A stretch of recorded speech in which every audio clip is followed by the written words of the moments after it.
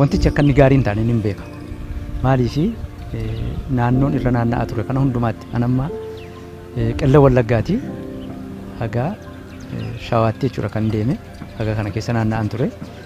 Wantoonni kaleessa agarree hojii misoomaa kaleessa xinnoo ishee infraastiraakcharoonni jiran kuni gaarii turan. Gaafa lolli kuni Oromiyaa keessatti jalqabu badii guddaatu ta'e. Turtiin haga kana ture keessatti qabeenyi badaa tureera, manneen barumsaa gubachaa turaniiru. Waraanni balleessadha. Walitti dhukaasuun balleessadha. Wal ajjeesuun balleessaa guddaadha.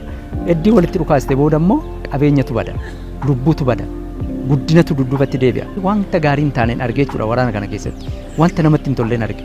Dhalataa baay'een dhumeera. Boriitu biyya kana fayyaduu kan danda'u. Oromoof Oromootu wal ajjeessa. Oromoof Oromoo dhiisiiti. Maaliif jaarraa 21ffaarra teenyee maaltu dhukaasatti nu amansiise nu? Waan jedhu natti dhufeera jechuudha keessa kootti. Garuu carraa argadhee dubbachuu hin danda'u.